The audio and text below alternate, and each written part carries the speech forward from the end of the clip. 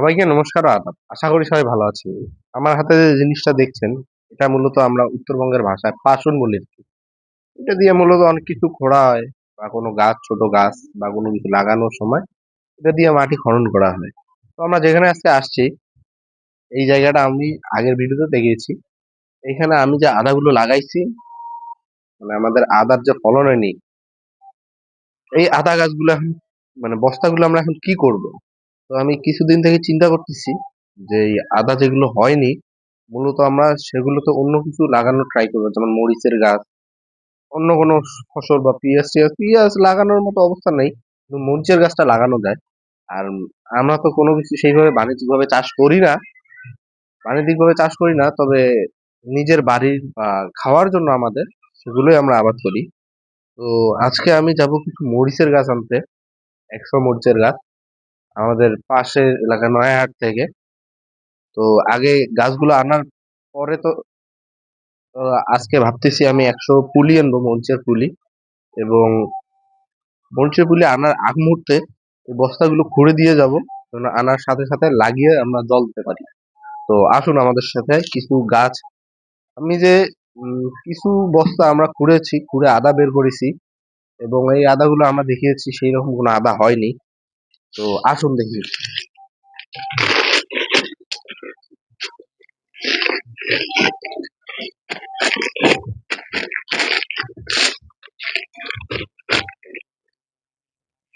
এই আদার অবস্থা দেখছেন?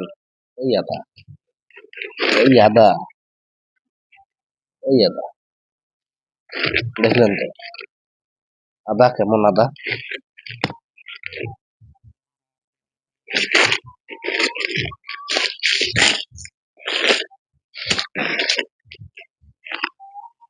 এই যে আদার ছোলটা, কিন্তু আদা নেই। এই আদা। তো মূলত আমি হয়তো ভেবছিলাম যে শুধু আমারই আদার ফলন হয়নি। আমি দেখেছি শুধু আমি না, আমার সাথে আমাদের এলাকা বা আশেপাশে দু একজনের খোঁজ নিয়ে দেখলাম এইবার সবারই একই সমস্যা, যে তারা পরিচর্যা করেও ভালোভাবে আদা পাচ্ছে না। এইবার সবারই ম্যাক্সিমাম যারা আদা চাষ করছে তাদের একটাই সমস্যা, যে এই যে আদা গাছ হয়েছে, সবকিছু ভালো হয়েছে, কিন্তু পরবর্তীতে আদা তুলতে গিয়ে দেখে যে আদার সেরকম কোনো ফলন হয়নি, আদা ভিতরে পচে গেছে।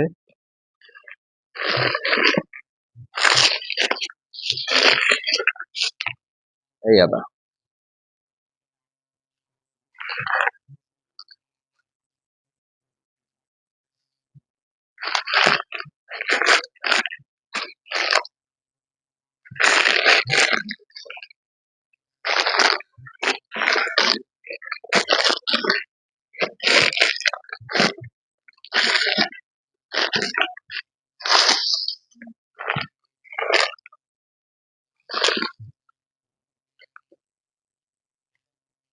যেখানে একটা করে গাছে ½ কেজির মতো আদা ওঠার কথা, সেখানে 100 গ্রাম হবে কিনা সেটাই সন্দেহ।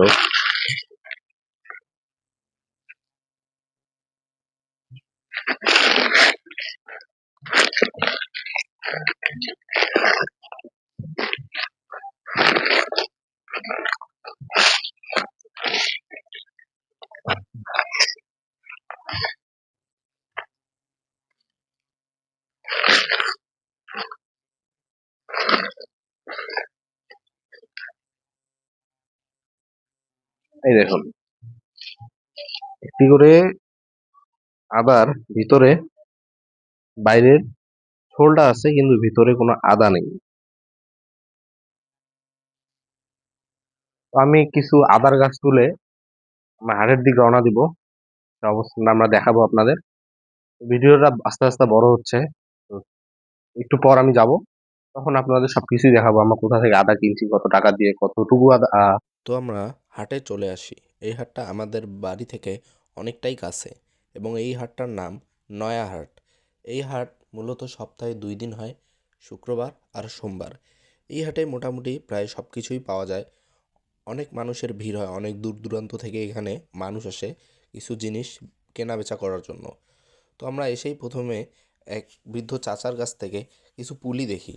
পুলি দেখে দাঁড়ানোর পর তাকে জিজ্ঞেস করি, এখানে মূলত দুই ধরনের পুলি রয়েছে। একটা হলো কারেন্ট মরিচ, অর্থাৎ যেগুলো খুব ঝাল, এই মরিচের গাছ, আর একটা হলো দেশি মরিচের গাছ।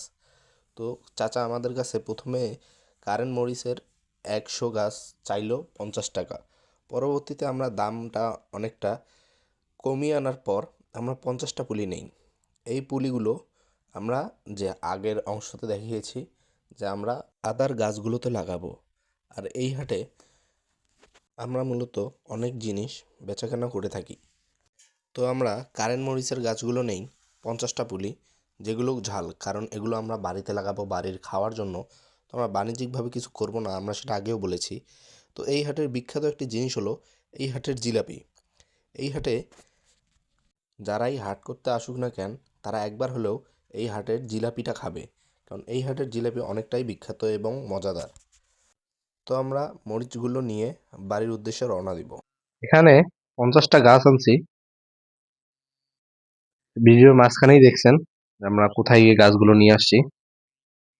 আমি এখানে 2টা করে গাছ এক জায়গায় করে লাগাই দিব, কারণ আমাদের এখানে সব আদা এখনো তোলা হয়নি।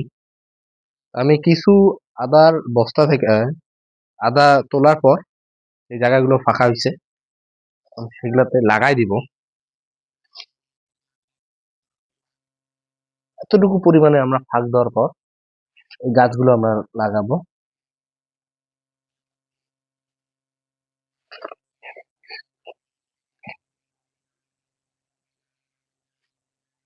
এখন দেখি যে এই গাছগুলো থেকে কয়টা গাছ থেকে বা কয়টা গাছ থেকে ফলন পাওয়া যায়।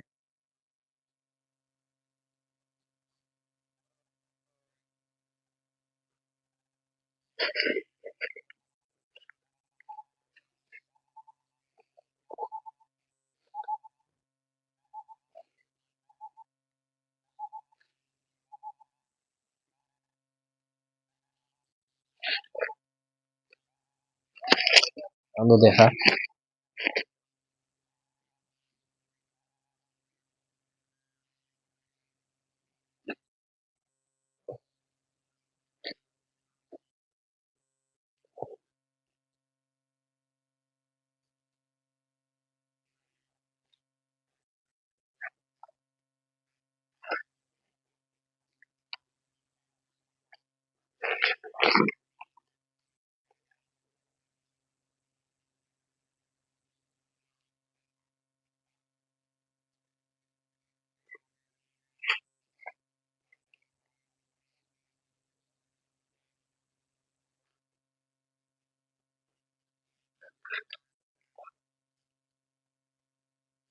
আমরা যে 2টো করে গাছ একটা করে বস্তায় লাগাই দিব।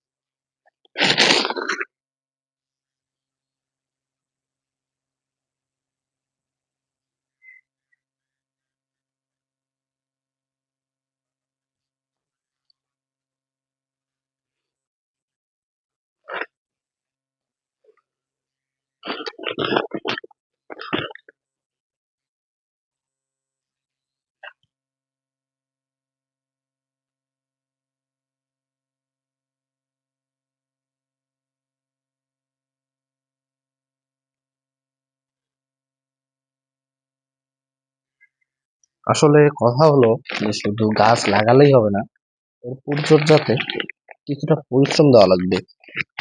কৃষিকাজের কথায় আসলে যে কোনো ফসলই আপনি রোপণ করেন না কেন, এর পিছনে একটু সময় তো দিতেই হবে।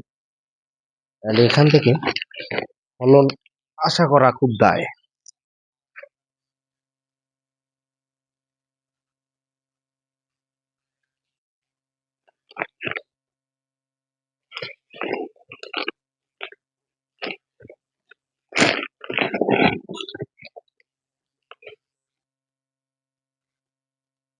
হ্যাঁ, কাটে কাটি দে।